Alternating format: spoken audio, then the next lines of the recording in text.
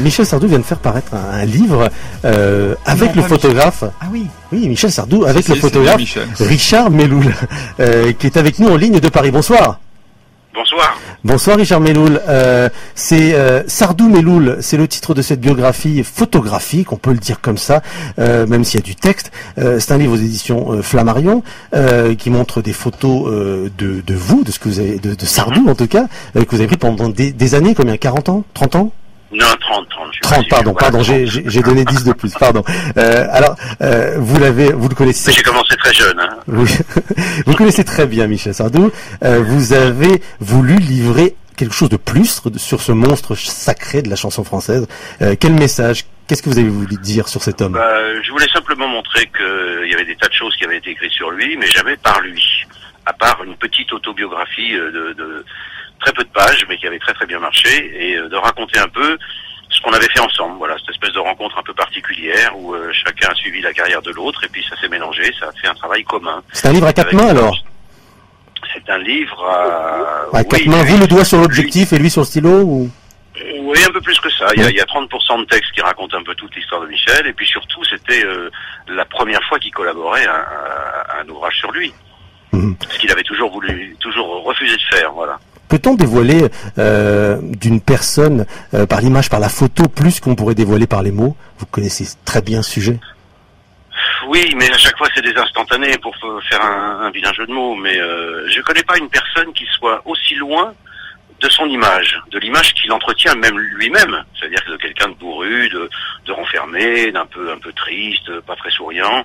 Alors que dans la vie, c'est vraiment le contraire. C'est quelqu'un qui est plein de doutes, qui a beaucoup d'humour, qui est assez drôle, qui est très généreux, et qui est souvent tourné vers les autres. Et bizarrement, moi à chaque fois que j'en parle à des gens qui ne le connaissent pas, ont beaucoup de mal à me croire. Voilà. Vous êtes une personne qui la connaissait vraiment très très bien. C'est parce que vous la photographiez qu'on peut connaître vraiment une personne comme ça? C'est pas tellement, vous savez, c'est pas tellement la séance de travail en elle-même qui rapproche les gens, c'est tout ce qui se passe autour. C'est-à-dire qu'il y a d'abord le sentiment que moi j'essaye d'avoir au maximum avec les gens avec lesquels je travaille, c'est pas de l'amitié, c'est pas de la complicité, c'est d'abord de la confiance. Et une fois qu'on a la confiance, on a la plus belle clé pour rentrer n'importe où. Voilà. Il n'y a pas de trahison. Une fois que ce genre de rapport est établi, bien sûr, ça peut décliner sur de l'amitié. On peut partir en vacances ensemble ou pas. On peut faire des dîners mondains ou pas. Mais d'abord, c'est cette espèce de rencontre basée sur la confiance de l'un et de l'autre. Voilà. Monsieur l'ambassadeur Christophe Bigot est à côté de moi. Peut-être une question sur Michel Sardou? En vous écoutant, on a vraiment envie que Michel Sardou vienne nous rejoindre et vienne en Israël. Vous pensez que c'est possible? Écoutez, je vais vous raconter une petite anecdote, mais qui restera entre nous. Je crois que pendant la guerre des 6 jours, il m'avait raconté que le matin de la guerre des 6 jours, il s'était précipité à l'ambassade d'Israël pour participer, quoi. Pour s'engager? Oui. Waouh. Ah, une info. Alors ça reste entre nous.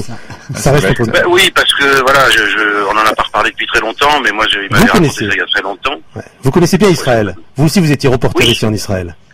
Écoutez, j'étais reporter et j'ai dû être envoyé par mon patron qui dirigeait la plus grande agence de l'époque, qui s'appelait Sigma, parce qu'il était parti sur une espèce de poncif un peu imbécile, qui disait que puisque j'étais juif, je parlais forcément hébreu, et donc c'était mieux d'envoyer quelqu'un qui parlait hébreu. Donc à chaque fois qu'il y a eu malheureusement des attentats, que ce soit Kiryat Shmone, Ma'alot, Bet Shan, à chaque fois qu'il y avait quelque chose, 2 heures après j'étais dans l'avion. Alors évidemment qu'à force j'étais très copain avec les gens de Bet Sokolov, la cellule de presse, et évidemment j'avais des ouvertures que les autres n'avaient pas, qui étaient moins connues que moi. Donc ça confortait mon patron de dire il y a que lui qui peut y aller. Et donc j'ai dit je vais y aller, je sais pas, entre 15 et 20 fois dans l'année, quoi. Alors et depuis vous êtes devenu, alors je sais pas si vous aimez qu'on dise ça, mais le photographe des stars, les plus belles photos de Belmondo, Depardieu, Mireille d'Arc, Delon, Orson Welles, James Brown, Sean Connery, enfin on va pas tous les citer. C'est ce grand photographe. Merci 1000 fois Richard Melloul d'être passé par cette émission rapidement de Paris. Ça s'appelle Sardou Melloul chez Flammarion. Merci encore. Merci beaucoup. Et shalom. Bonne chance. À bientôt. Shalom à vous.